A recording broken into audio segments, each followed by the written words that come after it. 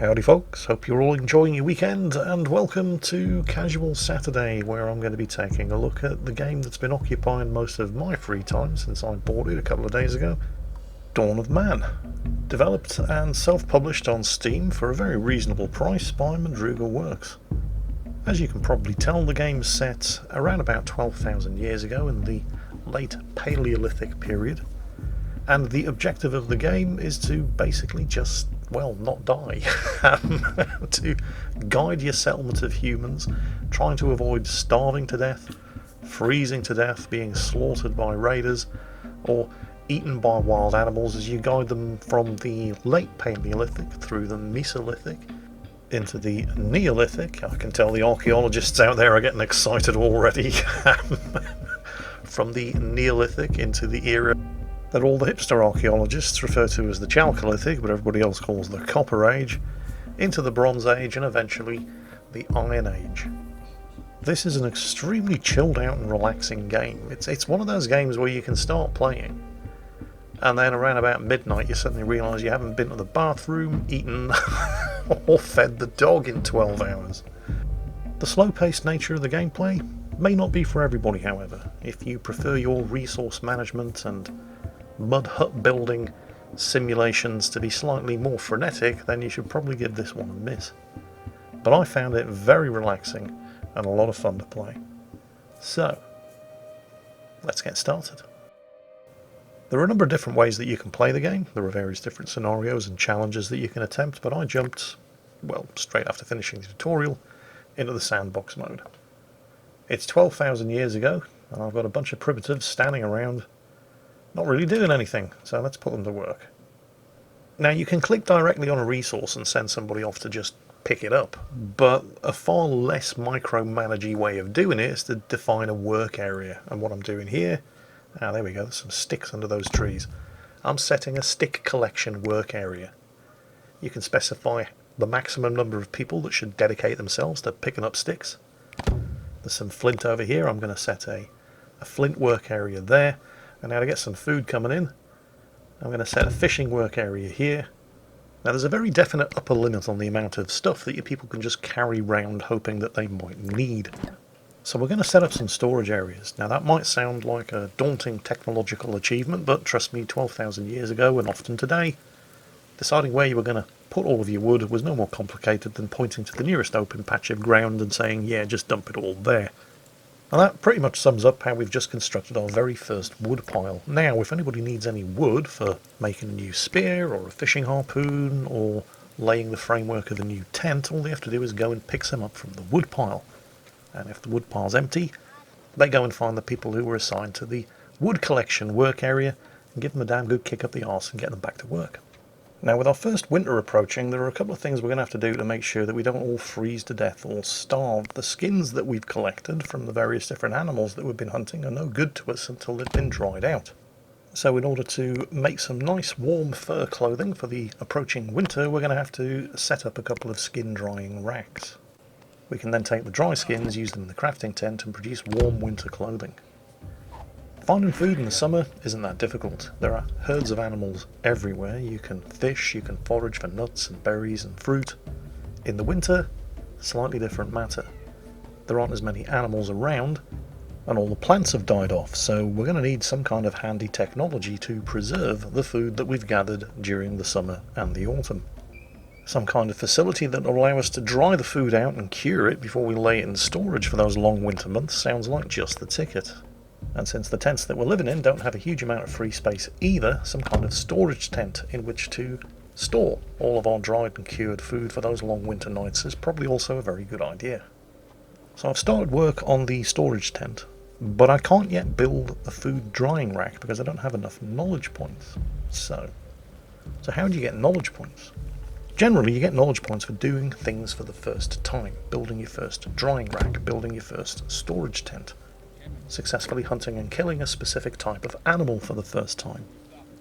We got the storage tent under construction, so we will gain 1 knowledge point once that's complete, and that will put us at the 5 knowledge point limit that we need for unlocking our first Paleolithic technology. And with summer and its plentiful hunting rapidly coming to a close, the ability to dry and cure our meat and lay it into storage for the winter would be extremely useful. And it looks like we've just hunted our first wild sheep, and that's given us the 5th knowledge point that we need to unlock drying racks. So let's go ahead and get a couple of those made.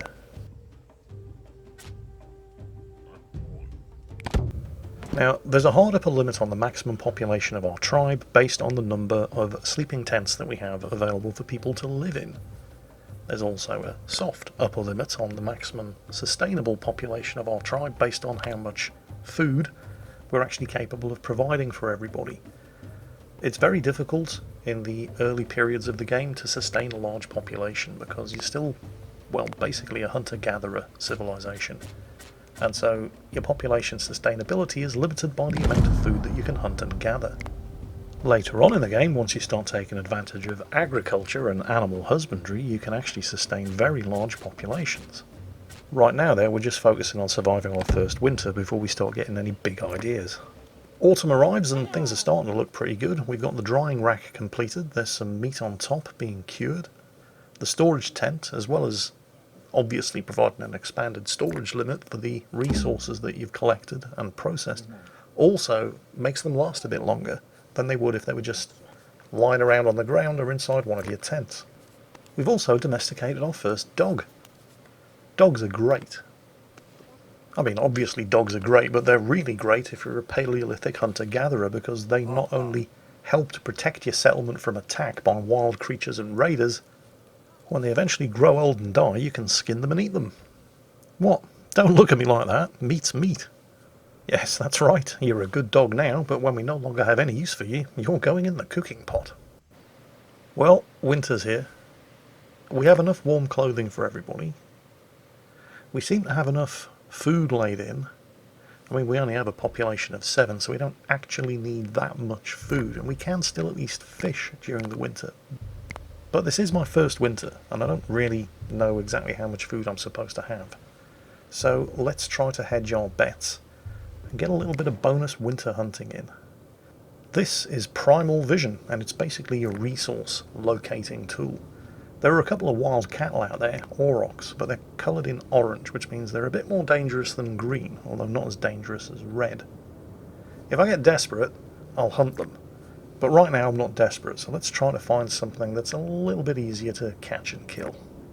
Of course, the problem is it's now winter, and most of the wildlife is either dead, migrated, or hibernating, and those that aren't dead, migrated, or hibernating are out hunting everything else that isn't dead, migrated, or hibernating. But using the primal vision, I do see not too far away a family group of wild deer that, well, if I send the boys off to poke them with sharp sticks until they agree to give up all of their loot, that should be enough to definitely see us through the winter. And sure enough, we've not only survived our first winter, we've actually gained a couple of people. More mouths to feed. There's always a downside. But then again, that's more free hands to actually collect the food that we're going to need to expand. Well, I don't want to call it a settlement, that's a bit grand a title, but I guess it will do. So, we're just kind of hanging on season to season here in the late Paleolithic period, trying to make it through into the Mesolithic period, which is just a fancy way of saying the Middle Stone Age. We've unlocked flint technology, I know, steady on. But the fact that we do now have flint tools means that we're able to do things that we weren't able to do previously. Harvesting more flint, for example, instead of just going around picking bits up from the ground, we're now actually able to mine it. Although perhaps mining is too grand a term for just finding an exposed outcrop of flint on a mountainside and hacking away at it with a flint pickaxe. But we are now able to gather flint in much greater quantities than previously, where it was mostly just a case of wandering around, stepping on a piece of sharp flint, going, ow, what the hell was that? Hang on a second, that actually looks quite useful. So, blessed with an abundance of flint sickles, axes, spears, knives, and picks, life is becoming a lot easier. Although, what we really need now is the invention of pottery, so we can advance to the Mesolithic era. And as luck would have it, what had the potential for being an extremely bad day for Jarak the caveman turned out to be an extremely good day for civilization as we know it. as he's being hunted and stalked by a cave lion. Look out, Jarak, it's behind you. Luckily for Jarak, there was a hunting party nearby. They slew the mighty beast, which happened to be the very first cave lion we'd ever killed, which gave us a knowledge point, which gave us the 15 knowledge points that we needed to unlock pottery and get this show into the Mesolithic period. Pottery, one of the oldest known human technologies, with examples from the modern-day Czech Republic dating back 29,000 years ago. The examples in question were female nudes, which just of course proves what we all knew all along, that there's no such thing as a new technology that at some point or another won't find an application in pornography. Yes, even as long as 29,000 years ago, men just wanted to look at titties. So what does pottery give us? Well, in the game it allows you to build a well. What does pottery have to do with digging wells? Well, it's not directly linked, but think about it. Let's say you dig a well and you draw some water up. How are you going to get the water from the well to where you need it without spilling? Leather bucket? True, a leather bucket would work, but what if you needed to store the water? Why would you need to store the water? You're right next to a river. If anybody's thirsty, they can just go and have a drink. True, but what if you need the water to cook with? Or what if you need the water to store to feed your animals in the winter when the river's frozen over?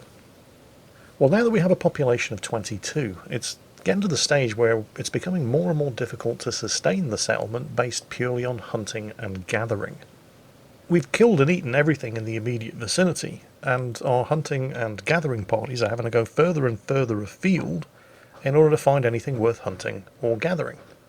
So it's all very inefficient. We're spending most of our time travelling to and from the hunting and gathering locations, and the travelling back is extremely tiring and takes even longer because we're loaded down with all of the stuff that we've hunted and gathered. If only there were a way of making this more efficient.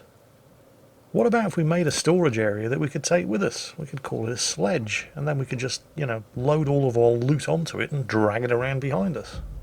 Bloody hell, steady on there, Zug, old boy. You keep coming up with good ideas like that, you'll give yourself a nosebleed.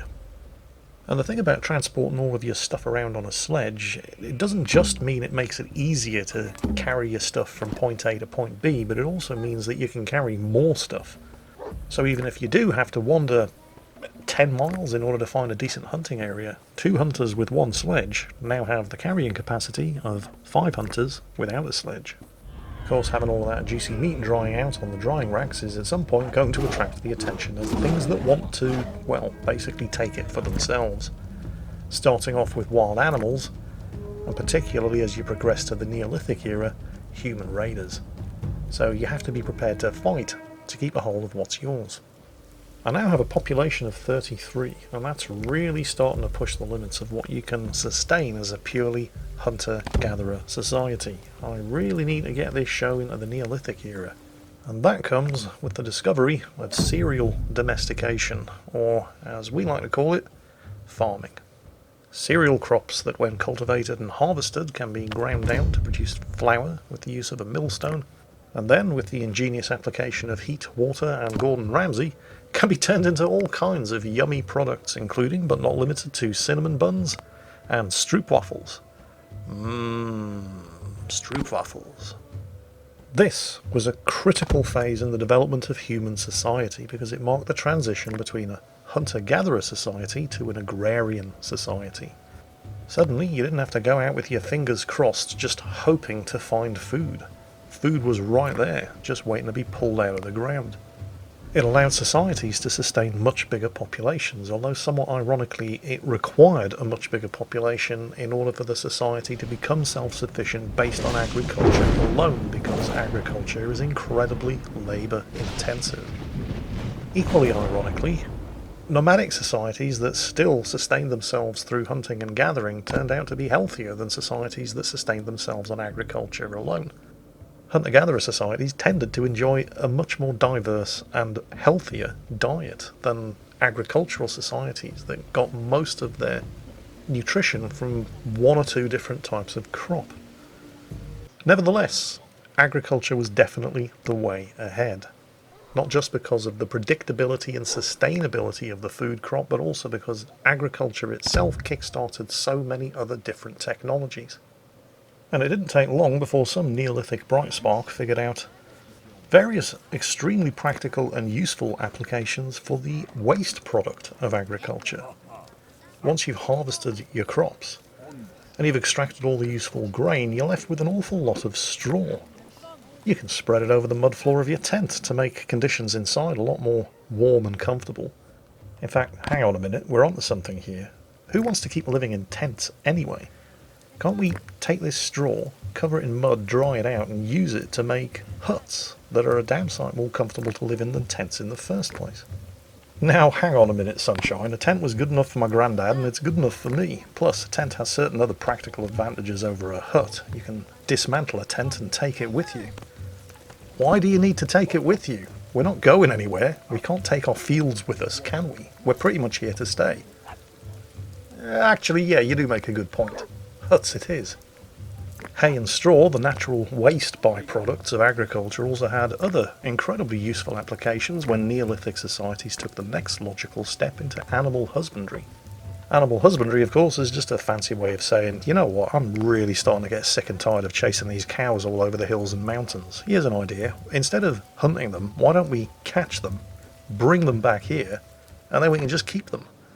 There's plenty of grass around here they can eat. We just make sure they don't eat the crops and they don't run off, and Bob's your uncle. Yeah, but hang on a minute. I didn't spend 6 months of back-breaking labour in the fields just to feed your precious cows with the fruits of my labour. Well, turns out I didn't have to, because the cows were entirely happy to just eat the hay and straw that you were going to throw away or use to carpet your hut anyway. So people started keeping goats and pigs and sheep and cattle, and suddenly you could have all of the leather, meat, wool and milk that you wanted without having to chase it all over the hills. And all of that agriculture led to a massive growth in Neolithic populations. Suddenly you had Neolithic settlements, permanent settlements, that were producing more food than they could possibly consume by themselves. So what are you going to do with the surplus? Well, we are producing an awful lot of food here. This is good farming land, but Zugzug's tribe on the other side of the mountains, their farming land, not so good. On the other hand, they do have a lot of iron and copper mines. Maybe we could give them some of our food in return for some of their iron and copper, and thus trade was born. And people figured out that it was a lot more profitable all around if you simply gave each other what you didn't need, rather than trying to fight and kill each other for it. And so a lot of these early Neolithic and Bronze Age settlements suddenly found themselves depending upon their neighbours through these trade interdependencies. And those interdependencies eventually solidified into alliances. You'd gone from being one family living in a hut next to a river, doing a bit of hunting and gathering, to a bunch of families living in a bunch of huts next to a river, doing a bit of hunting and gathering, to a village living next to a river, a whole bunch of families doing a little bit of farming, supplemented with a little bit of hunting and gathering, to a network of towns all connected to each other by trade links. Is there a word for that? We'll have to make one up. How about nation? And of course, when a settlement or a nation gets rich like this, they start to ask themselves the question that has been vexing people since the dawn of time. What are we going to spend it all on? And nothing's really changed in the last 16,000 years. Whenever we have any kind of surplus resources, we do always love to spend them on something big, flashy, and completely unnecessary. Of course, there are always going to be people who still believe that it's just far simpler and easier to take what they want rather than having to work for it, and ostentatious displays of wealth like this, or this, spending 3 years worth of resources burying some git whose only claim to fame was that he sat around and told everybody else what to do. When your society gets to the stage that you're routinely building things like this, it's like the Bronze Age equivalent of a gold-plated AK-47. You're basically just announcing to the world, look at my wad, I've got so much money, I have absolutely no idea what to do with it. That being the case, you'd better be prepared to fight to keep it. Particularly as you make the transition from the Neolithic into the Bronze Age, there are still a lot of hunter-gatherer tribes out there who have not made the transition to an agrarian economy. It's now the Bronze Age, they're extremely well armed, and they're thinking to themselves, just how tough can these city folk be?